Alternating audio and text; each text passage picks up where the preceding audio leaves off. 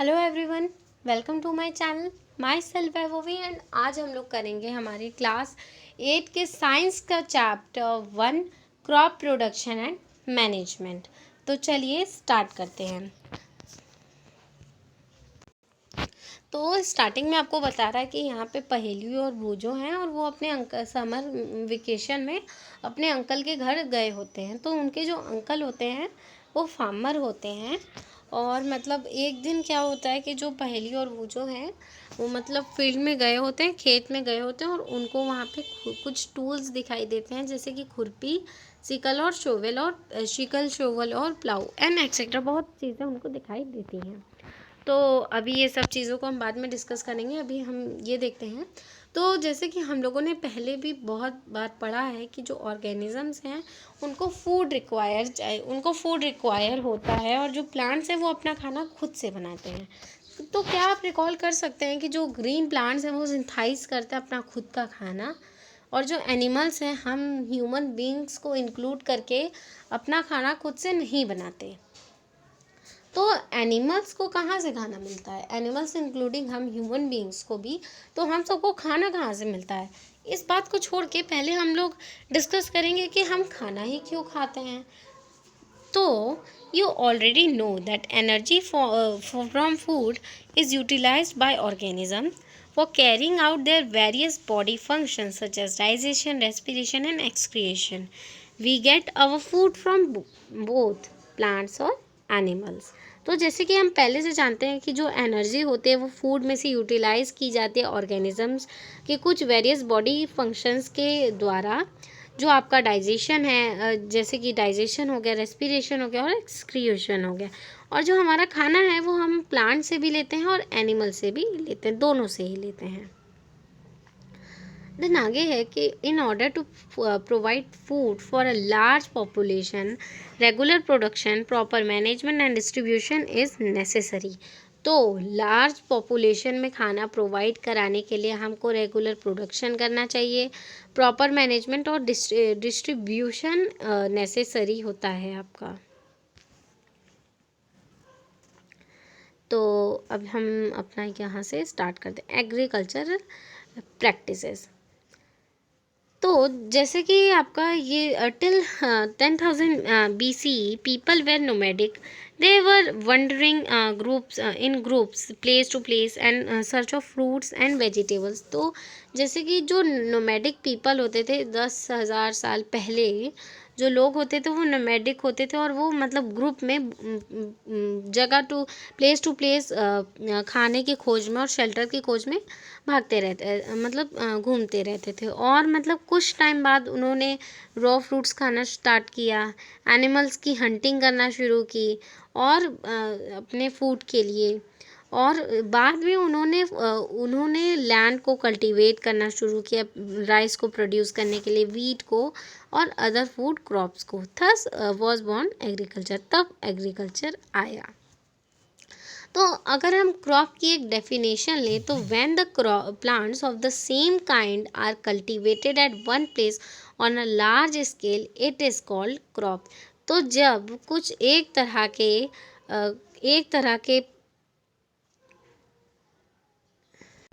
के प्लांट्स को एक जगह पे एक बड़ी लार्ज स्केल में कल्टीवेट किया जाता है तो उसको हम कहते हैं क्रॉप। ठीक है। For example, crop of wheat means that all the plants grown in a field are that of wheat.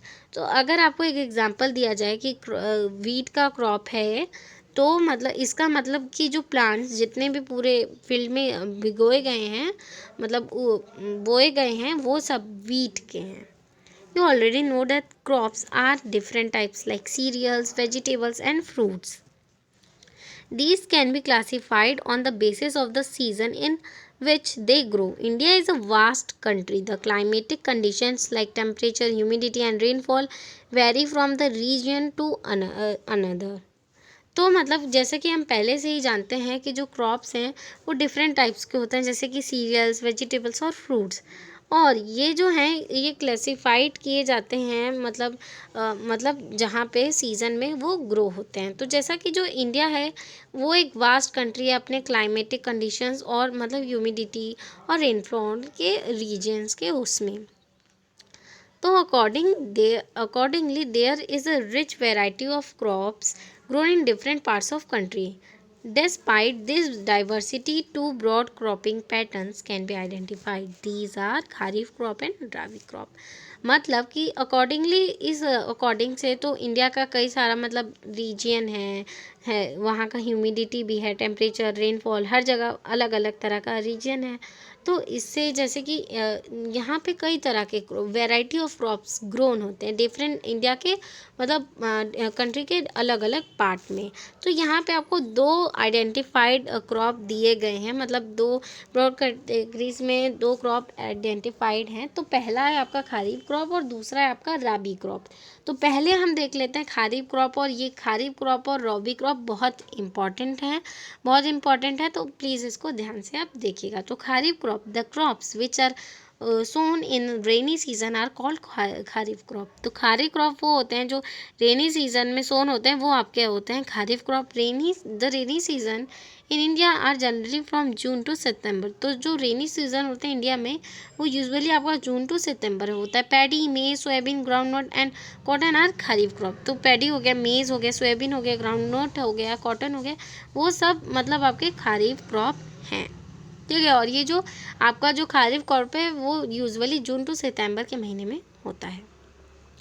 Rabi crops, the crops grown in the winter season October to March are called rabi crops. तो जो राबी crops होते हैं वो usually आपके winter के season में उगते हैं, अक्टूबर से मार्च के महीने में, इसको हम कहते हैं राबी क्रॉप्स।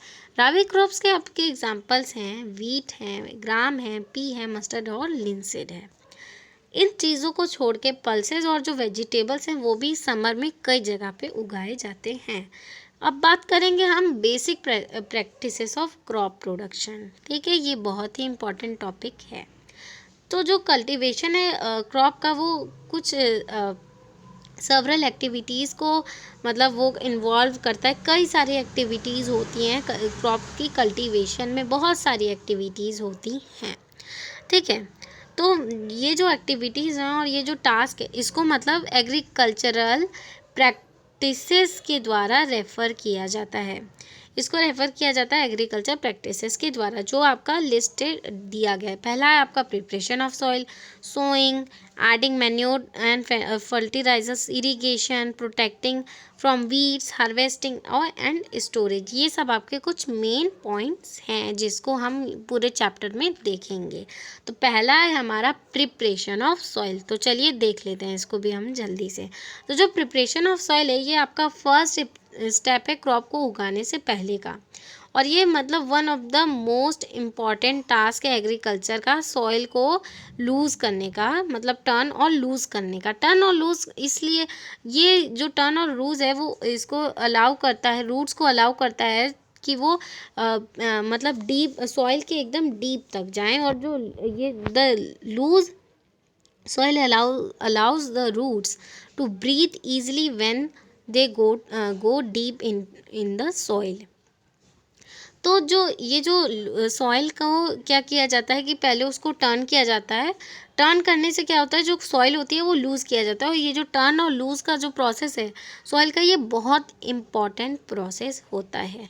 और ये अलाउ करता है रूट्स को मतलब सॉइल के एकदम डीप तक जाने में, और जो लूज़ होता है सॉइल का वो अलाउ करता है कि रूट्स ईजिली अंदर तक, मतलब जब वो डीप तक जाएंगे तो रूट्स को ब्रीथ करने के लिए मतलब ईजिली ब्रीथ कर ले, इसलिए उसको लूज़ किया जाता है। तो why does loosening of soil allow the roots to breathe easily. अब ये क्यों अलाउ करता है?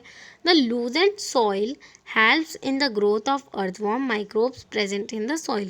तो जो लूजेंड सॉइल होता है वो अर्थवॉर्म और माइक्रोब्स के ग्रोथ को जो सॉइल में प्रेजेंट होता है उसमें हेल्प करते हैं। ये जो ऑर्गेनिजम्स होते हैं ये मतलब फार्मर के एक तरह से दोस्त होते हैं, जो उसको टर्न करते हैं और लूज़ करते हैं और ह्यूमस प्रोवाइड करते हैं सॉइल में।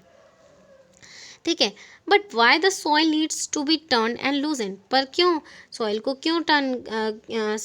क्यों ज़रूरत है टर्न और लूज़ करने की। जैसे कि हम प्रीवियस क्लासेस में पढ़े हैं, पहले क्लासेस में पढ़े हैं कि जो सॉइल है उसको मिनरल्स चाहिए होता है, वाटर चाहिए होता है, एयर चाहिए होता है। Some living organism in addition to dead plants and animals get decomposed by the soil organisms. In this way, various nutrients in dead organisms are released back into the soil. तो मतलब जैसे कि हम पहले के क्लासेस में पढ़े हैं कि जो सॉइल है वो मिनरल होता है, उसमें वाटर होता है और कुछ लिविंग ऑर्गेनिजम्स होते हैं एडिशन में डेड प्लांट्स और एनिमल्स जो डिकम्पोज्ड हो जाते हैं सॉइल के ऑर्गेनिजम्स के द्वारा। इस वे में जो वेरियस न्यूट्रिएंट्स हैं डेड ऑर्गेनिजम्स का वो रिलीज़ हो जाता है सॉइल में, और जो न्यूट्रिएंट्स हैं वो प्लांट्स फिर से ऑब्जर्व उसको कर लेते हैं। क्या होता है फिर से प्रोसेस इसका क्या होता है हमारा, कि पहले सॉइल को टर्न और लूज़ किया जाता है जिससे कि जो रूट्स हैं वो एकदम डीप में जाएं सॉइल के, और जिससे कि जो रूट्स हैं जब वो डीप में जाएं तो वो अच्छे से ईजिली ब्रीथ कर सकें, इसलिए उसको लूज इन इट किया जाता है। ठीक है। उसके बाद क्या होता है कि जैसे हम लोगों ने पहले क्लासेस में पढ़ा था कि जो सॉइल होता है उसके अंदर मिनरल होता है, वाटर होता है, एयर होता है और कुछ लिविंग ऑर्गेनिजम्स होते हैं जो जैसे कि जो डेड प्लांट्स होते हैं और एनिमल्स होते हैं उसको डिकम्पोज कर लेते हैं। जो सॉइल ऑर्गेनिजम्स होते हैं वो डेड प्लांट्स को और एनिमल्स को डिकम्पोज, जो सॉइल के ऑर्गेनिजम्स होते हैं उसको डिकम्पोज कर लेते हैं। इस वे में क्या होता है कि तरह तरह के न्यूट्रिएंट्स जो डेड ऑर्गेनिजम्स में होते हैं वो रिलीज़ हो जाते हैं सॉइल में दोबारा, और ये जो न्यूट्रिएंट्स होते हैं वो प्लांट्स के द्वारा मतलब वो क्या किया जाता है, प्लांट्स दोबारा से ऑब्जर्व कर लेते हैं। Since only a few centimeters of the top layer of the soil supports plant growth, turning and loosening of soil brings the nutrient rich soil to the top that plants can use these nutrients. तो कुछ centimetres में जो top layer है soil का वो support करता है plant की ग्रोथ को। तो टर्निंग और लूजनिंग प्रोसेस से क्या होता है कि जो सॉइल है उसमें नीचे तक जो न्यूट्रिएंट है वो नीचे का न्यूट्रिएंट जो है वो ऊपर आ जाएगा। ठीक है, नीचे भी तो सॉइल में न्यूट्रिएंट्स होते हैं, तो जो नीचे का टर्निंग और लूजनिंग से क्या होता है, जो नीचे का जो न्यूट्रिएंट होता है वो भी आपका वो आ जाता है, जिससे कि जो प्लांट्स हैं वो भी उस न्यूट्रिएंट को यूज़ कर सकते हैं। Thus turning and loosening of a soil is very important for cultivation of crop. इसीलिए जो टर्निंग और लूजनिंग है सॉइल का वो बहुत ही इम्पॉर्टेंट है क्रॉप्स के कल्टीवेशन के लिए। The process of loosening and turning of the soil is called tilling and ploughing. और ये जो प्रोसेस है लूजनिंग और टर्निंग सॉइल को उसको हम कहते हैं टिलिंग या ploughing. This is done by using a plough. और ये प्लोइंग जो होता है प्रोसेस उसको प्लो के हेल्प से मतलब हम यूज़ करते हैं। ये जो प्लो होता है आपका वो वुड या आयरन के उससे बना होता है। जो प्लो होता है उसका शेप ये दो हैंडल होते हैं जो गाय के उन पे लगा दिया जाता है, नीचे से वो मतलब किए रहते हैं। आई थिंक यहाँ पे नीचे एक फिगर दिया गया है। हाँ, तो ये जो आपका पिक्चर में दिया हुआ है ये ऐसे करके नीचे ऐसे है, तो इसी से मतलब ये यही होता है आपका प्लो, यही आपका प्लो है। फिर आगे है कि ploughs are made of wood and iron. ये जो प्लो होता है आपका वुड और आयरन से बना होता है। If the soil very dry it may need watering before ploughing. अगर सॉइल जो है बहुत ज़्यादा सूख जाती है तो उसको पहले वाटरिंग करना होगा प्लोइंग के पहले। The plowed field may have big clumps of soil called crumbs. It is necessary to break these crumbs. Leveling the field is beneficial for sowing as well as for irrigation. Leveling of soil is done with the help of leveler. तो क्या होता है कि जो प्लो है वो field में मतलब जो प्लो की गई वो जो सॉइल होती है ना आपकी, हो सकता है कि उसके ऊपर बहुत बड़े बड़े क्लम्प्स हो जिसको हम क्रम्स बोलते हैं। सॉइल के ऊपर जो बड़े बड़े क्लम्प्स हों जिसको हम क्रम्स कहते हैं, और ये नेसेसरी होता है जो क्रम्स को हम ब्रेक करें, तोड़ें। और इसको कहते हैं हम levelling. The field is beneficial sowing जिससे कि जो फील्ड है वो बेनिफिशियल हो जाता है आपका सोइंग और इरिगेशन के उसमें। लेवलिंग सॉइल का वो जो लेवलिंग की जाती है सॉइल की, वो लेवलर के हेल्प से की जाती है। Sometimes manure is added to the soil before tilling. This helps in proper mixing of manure with soil. The soil is moistened before sowing. तो जो कुछ टाइम ऐसा होता है कि मैन्योर सॉइल में ऐड किया जाता है, टिलिंग से पहले मैन्योर ऐड किया जाता है सॉइल में, जो हेल्प करता है आपका प्रॉपर मिक्सिंग, मैन्योर के प्रॉपर मिक्सिंग में सॉइल में, जो सॉइल मॉइस्टेंड हो जाता है सोइंग के पहले ही। अब बात करते हैं हम एग्रीकल्चर इम्प्लीमेंट्स के बारे में। Before sowing of the seeds, तो सीड्स के सोइंग के पहले ये नेसेसरी होता है कि सॉइल के क्लम्स को हम तोड़ें और टू गेट बेटर येल्ड के पाने के लिए। Is done with the help of various tools, जिसको हम तरह तरह के टूल से करते हैं। जैसे कि कुछ मेन टूल्स होते हैं जो इस पर्पस के लिए यूज़ किए जाते हैं, वो आपके होते हैं प्लो हो और कल्टीवेटर। जैसे कि ये प्लो है आपका, ठीक है, प्लो है, और ये आपका हो है, और ये जो नीचे है ये है आपका कल्टीवेटर, जो ट्रैक्टर में लगा के मतलब किया जाता है कल्टीवेट, ठीक है। तो पहले अब हम अपना यहाँ पे देख लेते हैं। हाँ, तो अब प्लो की बात की जाए तो plough, this is being used since ancient times to tilling for tilling the soil, adding fertilizers to the crop, removing the weeds and turning the soil। तो जो प्लो होता है ये मतलब एंशियंट टाइम से इस्तेमाल किया जाता है सॉइल की टिलिंग के लिए, फर्टिलाइजर्स क्रॉप में ऐड करने के लिए, वीड्स को रिमूव करने के लिए और सॉइल की टर्निंग के लिए। This is made of wood and drawn by a pair of bulls और अदर एनिमल्स। ये वुड से बना हुआ होता है और मतलब दो बुल के पेयर से इसको मतलब खींचा जाता है, और कुछ अदर एनिमल्स जैसे कि हॉर्सेस और कैमल्स हो गए। It contains a strong triangular iron strip called ploughshare, और इसके ऊपर एक स्ट्रॉन्ग ट्राइंगुलर आयरन की स्ट्रिप होती है जिसको हम कहते हैं प्लोशेयर। यहाँ पे आपको दिया हुआ है प्लोशेयर, तो इसके ऊपर मतलब ये जो आपका दिखा रहा है ना, यहाँ पे ये आपका एक प्लोशेयर होता है जो एकदम ट्रायंगुलर होती है, मतलब ट्रायंगुलर शेप में होती है, और मतलब वो बहुत ज़्यादा स्ट्रॉन्ग होती है और हेल्प करती है आपकी। The main part of the plow is a long log of wood which is called plow shaft। और जो मेन पार्ट होता है प्लो का वो होता है मतलब बड़ी सी वुड की वो होती है जिसको हम कहते हैं प्लो शाफ्ट। जो ये बना हुआ है ना आपका, ये ऐसे है, फिर ऐसे और ये लास्ट का जो ट्रायंगुलर शेप में होता है आपका।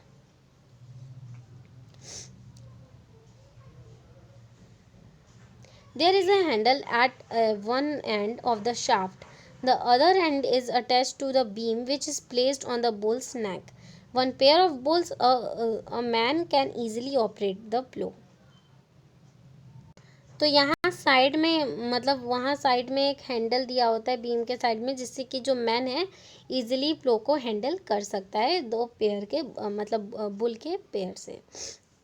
जो नेक और ये जो इसकी जो दो दो जो हैंडल है इसको बुल के नेक पे रखा जाता है। तो फिर आगे है कि the indigenous wooden plough is increasingly being replaced by iron ploughs nowadays. तो पहले तो वुड का बनता था, लेकिन अब धीरे धीरे ये आयरन के प्लोज नाउडेज में अब ये आयरन के भी प्लोज बनने स्टार्ट हो गए। अगर अब हम बात करें हो के बारे में, तो it is a simple tool which is used for removing weeds and for loosening of the soil. It has long rod of wood और iron। तो मतलब जो हो होता है एक सिंपल टूल है जो वीड को रिमूव करने के लिए और सॉइल की रिमूविंग के लिए हेल्प मतलब ज़रूरी होता है। और इसकी एक लॉन्ग रॉड की वुड होती है, वुड की या आयरन की मतलब बड़ी सी रॉड होती है। A strong broad and a bent plate of iron is fixed to one of its end। अभी मैं आपको हो की पिक्चर दिखाती हूँ। तो ये जो हो है यही मतलब इसकी ग्रिप है और ये इसका हैंडल है। मतलब इसी से जो होता है आपका पूरा, मतलब इससे क्या होता है कि सॉइल को लूज़ किया जाता है और मतलब वीड्स को रिमूव करने के लिए हेल्प की जाती है।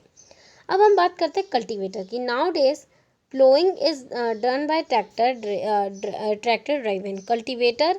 The use of cultivator saves the labour and time.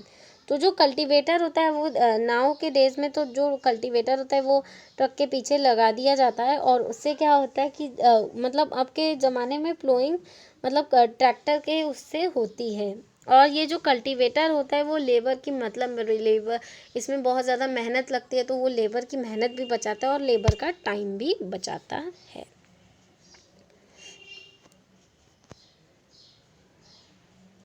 तो अब हम बात करेंगे सोइंग के process. The sowing is an important part of crop production. Before sowing good quality clean and healthy seeds of good variety are selected. Farmers prefer to use seeds which give high yield. तो जो sowing होता है वो एक important part होता है crop की production का। सोइंग से पहले मतलब सोइंग से क्या होता है, जो गुड क्वालिटी और क्लीन हेल्दी सीड्स मतलब जो अच्छे सीड्स को मतलब बोया जाता है, मतलब परफेक्ट उसमें। अब बात करते हैं हम selection of seeds. Are these seeds which float on the water would be those be lighter or heavier than those which shrink? Why does they would be lighter? Damaged seeds become hollow and are thus lighter, therefore they float on water. This is good method for separating good healthy seeds from the damaged ones. तो क्या होता है कि जो seeds होते हैं, अब उसमें देखा जाता है सोइंग में क्या होता है कि जो अच्छे सीड्स हैं उनको बोए जाते हैं, और जो मतलब उनको हटाया, जो गंदे मतलब अच्छे डैमेज सीड्स होते हैं उनको हटाया जाता है, और जो लाइटियर होते हैं जो हवा में उड़ जाते हैं वो सीड्स हमारे अच्छे नहीं होते, वो ख़राब सीड्स होते हैं। ठीक है, this is a good method for separating good healthy seeds from the damage ones. तो जो ये जो सोइंग है वो एक अच्छा मेथड है गुड को गुड गुड गुड और हेल्दी सीड्स को डैमेज में से रिमूव करने का। Sowing before sowing one of the important task is about the tools used for sowing seeds. तो इसमें कुछ इम्पॉर्टेंट टूल्स हैं जो सीड की सोइंग के लिए मतलब सोइंग को रिमूव करने के लिए किया जाता है। The tool use traditionally for sowing seed is shape like a funnel. The seeds are filled into the funnel, passed down through 2 or 3 pipes having sharp ends. These ends pierce soil and place seeds there. तो मतलब कुछ funnel type का होता है, मतलब थोड़ा सा funnel ऐसे ही होता है, फनल टाइप का, और नीचे से एकदम शार्प होता है, और इसमें मतलब सीड्स भर दिए जाते हैं, इसमें से सीड्स जो होते हैं वो मतलब बो जाते हैं। ट्रेडिशनल टूल आपका ये हो गया। Sufficient sunlight nutrients and water from sorry यहाँ से स्टार्ट होगा। तो अब तो पहले तो वो सब इस्तेमाल किया जाता था, लेकिन अब ये सीड ड्रिल आ गया है, तो अब इससे जो होते हैं वो गुड सीड्स जो हैं सीड ड्रिल से हो जाते हैं। Now days the seed drill is used for sowing with the help of tractors. This sows the seeds uniformly to equal distance and depth. To ensure that seeds are covered soil after sowing, this protects seeds from being eaten by birds. Sowing by using seed drill saves the time and labor. तो जो seed drill होता है वो क्या करता है कि equal place पे सारे सीड्स को बो देता है, और ये बर्ड्स को खाने से भी मतलब बर्ड्स क्या करती हैं सीड को खाने लगती हैं, तो उससे भी वो इसको बचाता है, और इक्वल प्लेस पे इक्वल डिस्टेंस पे इसको मतलब वो कर देता है, और उससे क्या होता है कि जो लेबर है उनका टाइम भी बचता है और उनकी मेहनत भी बचती है।